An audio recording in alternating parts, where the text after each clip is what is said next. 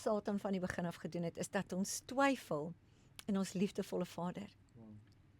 En met dit saam, kom ek nou by my punt, van wat hulle verloor het, deur die leuns wat hulle begin glo het van die vyand, was, ek is nie meer secure nie, ek het nie significance nie, ek is nie aanvaarbaar nie. En hier's die ding, ja, hulle het dit verloor, maar Jesus Christus van Nasaret het dit weer kom herstel aan die kruis. So ons hoef nie in daai situasie te bly van, ek is nie. Hy het dit kom regmaak. Hy het dit, daai vloeke op hom kom neem, sodat ons op vryheid kan stap. Maar hoeveel Christene, ek praat nie eens van die wêreld nie, Richard, hoeveel Christene stap nie in vryheid nie? Want ons glo nog steeds daai leuen. So hier's die ding, wanneer ons die woord glo, en ons doen, Lukas 10 vers 19 wat sê, ek het vir julle, my geliefde kinders wat my aangeneem het, alle autoriteit en alle krag oor al die werk van die vyand gegee.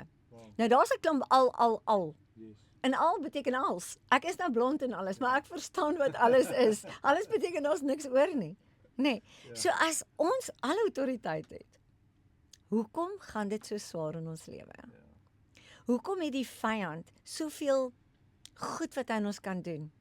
Want Richard, ons vat nie ons autoriteit nie. Ons, weet jy, so hier's wat ons doen. As ons kyk na Kolossense 2 vers 14 wat dit sê, dat al die wettige aanklagte teen ons is aan die kruis vasgenaal, nê. So met ander woorde, daar's niks teen ons nie. Maar wat ons nou doen is, ag duiwel, jy het geen autoriteit nie, jy het nie krag oor my nie, ek gaan gou-gou vir jou glo, so hier's 'n lat, slaan my. Hierdie autoriteit gee ek vir jou, wat Jesus vir my gegee het. En dan is ons verbaas dat dit in ons lewe sleg gaan. Hoekom? Ons moet sê, nee, ek sien jou, ek sien hierdie aanval. Dis nie wat my God sê nie, dis nie wat die woord sê nie. Die woord sê, ek is gemaak in die gelykenis, in die beeld van die almagtige God van hemel en aarde. En dan beteken dit, hy maak nie gemors nie. Dit kan nie wees dat ek nie goed genoeg is nie. Dit kan nie wees dat ek nie genoeg is nie. En wat doen hy? Hy praat deur 'n ma. Hy praat deur 'n pa. Hy praat deur die naaste aan ons. Want as jou ma sê, nee wat, jy gaan nooit niks in jou lewe bereik nie, jy is nie goed genoeg nie. Of jou pa sê, nee wat, jou bene is so maar, jy waag jou lewe op 4 houtjies.